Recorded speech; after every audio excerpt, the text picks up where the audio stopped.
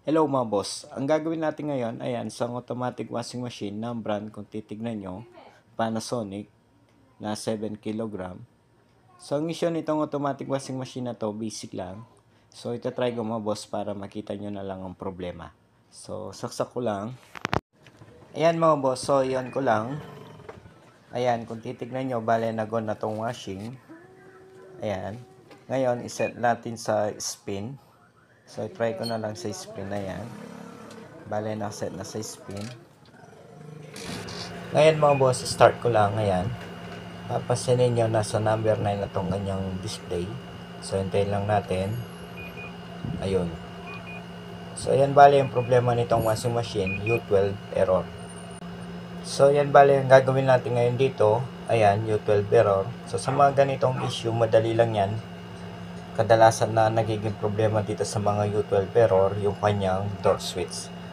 So, ngayon, yun ang i-check natin mga boss, yung kanyang door switch. So, ayan, bale, binaklas ko na yung pinaka-cover nitong washing machine. Ayan, yung pinaka-itaas. So, hindi ko na pinakita sa video yung pagtanggal natin dyan para yun na nga, hindi na umaba itong ating video. Ngayon, yung kanyang door switch, bale, ayan, so, tinanggal ko na. Bale, yan yung problema kung bakit U12 error itong washing machine na to. So, itong door switch na yan, hindi natin papalitan ng bago yan. So, i-repair lang natin yan. Pwede pa naman natin kasing i-repair yan. So, yung presyo pala nito kung bibili tayo nasa 400 plus to 500 plus. So, may kamahalan din tong mga door switch na yan. Kaya, i-repair na lang natin. Ngayon, ito yung wire nitong kanyang door switch. So, nirekta ko na muna para yun na nga, matry na muna natin tong washing machine. Para makita natin, malaman natin kung wala na bang ibang problema. So, ipapakita ko ulit. Ayan, yung wire na yan, bale, connected yan dito sa door switch. Ayan. So, kinat ko lang at nirekta ko na muna yung wire na yan para matry na muna natin. Ngayon mga boss, try natin. Tingnan natin kung nawala na ba yung U12. Ayan mga boss, so try natin. Bale, nakarekta pa rin yung dalawang wire na yan. So, ito yung kanyang door switch, hindi ko na nilagay. So, try lang natin mga boss. Power on. So, set natin sa spin na yan. Ngayon, start. Ayan. So, tignan natin kung nawala na ba yung U12 na error. So, hintayin lang natin. Ayun. Papasinin nyo mga boss, ayan, umikot na tong pinaka-tab nitong washing machine. Ayan, nag-number 7 na rin yung pinaka-display. So, kanina mga boss, hindi man bumaba sa number 7. Ngayon, ayan, number 7 na. So, ibig sabihin, okay na tong washing machine. So, ito talaga yung naging problema. So, dahil ito yung problema mga boss ngayon, re-repair natin yan. So, bubuksan natin yan, tapos lilinisin lang natin. Sa mga door switch na yan, kadalasan na nagiging problema lang dyan mga boss, hindi na nag-contact yung kanyang contact point. Ngayon, lilinisin lang natin yan para yan na nga, may balik natin yan dito sa washing machine. So, yan, sa pagbukas dito, madali lang. Bale, naka-clip lang yan. Bale, iangat lang natin yung clip hanggang sa mabuksan na natin yan. So, madali lang naman buksan to mga boss. Ngayon, once na naangat na natin yung mga clip, so, pwede na natin tanggalin. Ayan. Papansinin nyo tong loob nito. Ayan, o. Nangasin na mga boss, kaya hindi na nag-contact tong kanyang switch. Dahil sa nangasin na. Ngayon, lilinisin lang natin yan. Ayan, bunutin ko lang. Ayan mga boss. So, ito lang yung lilinisin natin. Diyan sa switch na yan. Kung papansinin nyo mga boss, itong switch na yan, ayan, no? Layo na. So, hindi na talaga mag-contact. Ayan. Bale, pati na itong pinakabahay nitong switch. So, lilinisin rin natin yan. Tatanggalin natin yan, yung crowded na yan. Ayan, yung kulay blue na yan, tatanggalin natin. So, i-cut ko na yung video sa paglinis dito mga boss para yun na nga, hindi na umaba itong ating video.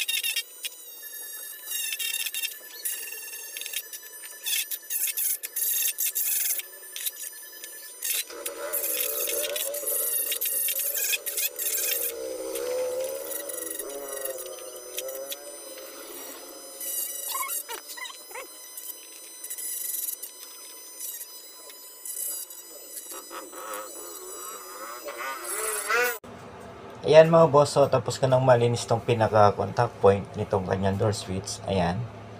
So pinalabas natin yung kanyang tanso. Ayan. Ngayon, bago natin ibalik yan mga boss, so sprayin ko na muna ng WD-40.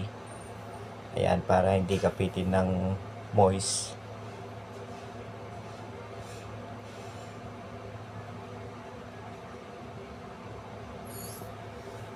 Ngayon mga boss, after natin malagyan ng WD-40, yung pinaka contact point na yan, so babalik na natin yan, tapos para yun na nga matry na natin ulit tong washing machine. Ngayon mga boss, bago natin ibalik yan dito sa pinakabahay, so yung contact point switch na yan, kailangan na muna natin pagdikitin yan. Dapat nakaganyan yan mga boss bago natin ibalik yan sa pinakabahay nitong door switch. So para mapagdikit natin yan mga boss, ayan, so gagawin lang natin, bale, ayan, i-bend lang natin tong pinaka copper na yan hanggang sa magkadikit na. Ayan mga boss, papansinin nyo, bale nagkadikit na. So dapat sigurado kayo na nakadikit yan, kasi kung hindi nakadikit yan mga boss, parang wala rin tayong ginawa dito sa washing machine. Ayan, papansinin nyo, nagkadikit na. Ngayon, once na napagdikitan na natin yan, so para sure, gamit tayo ng tester. So, i-test natin. Ayan mga boss, continuity lang naman yan. Time is 1 yung set ng ating tester. Dapat meron tayong makuwang resistance or palo. Pansinin nyo. Ayan mga boss, kung papansinin nyo, so meron tayong nakuwang palo o resistance dito sa ating tester. So ibig sabihin, contact na yan. So pwede na natin ibalik yan. Ayan mga boss, ibalik ko lang yan. At para may try na natin ulit sa washing machine na nakalagay na tong kanyang door switch. So i-forward ko na yung video sa paglagay dito para madali na tayo. Yan mga boss, so bago natin ibalik yung door switch na yan, so try pa natin ng isa pa beses. Bali nasa yung ating tester, so time is 1. So tingnan natin kung meron pa rin contact. Ayun, so meron pa rin mga boss. Ngayon, itutulak natin tong pinakapaba na yan. Ayan, tingnan natin kung mag-o-off. Pansinin nyo, ayan, meron. Ngayon, tulak ko tong pinaka, ayun, kung pansinin nyo mga boss, ayan, nag-o-off. So, ibig sabihin, okay na to. So, pwede natin ilagay yan sa washing machine. Ngayon mga boss, lagay ko lang para matry na natin. Ngayon mga boss, bale, itatap na natin ulit yung wire. Ayan. So, pinag-iwalayin ko na tong dalawang wire na yan para yun na nga, itatap na natin yan dito sa dalawang terminal na yan na door switch. So, itap ko lang mga boss para matry na natin tong washing machine. So, ayan, bale, tapos ko nang may lagay yung door switch ngayon. Try na lang natin. Power on. Papasinin nyo, bale, nako na tong washing machine. Ngayon, set ko lang sa spin. So, try na lang natin to sa spin. Ayan, kung papasinin nyo, bale, nakaset na sa spin tong washing machine. Ngayon, start ko na lang mga boss para makita natin kung okay na ba talaga tong wash. Ayan, start.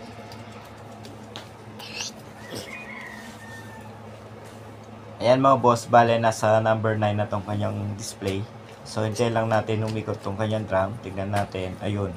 Papasinin nyo, umikot na tong kanyang drum. So hindi na nag-error na U12. So ibig sabihin mga boss, yun talaga yung problema, yung kanyang door switch. Ayan o. Bale nakalagay na dyan yung kanyang door switch mga boss. So normal na tong washing machine, okay na.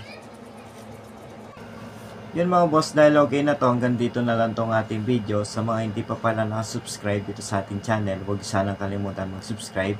At pag-ipindot na rin notification bell para sa susunod na upload na gagawin natin, ma-notify kayo. Hanggang sa muli mga boss, maraming salamat.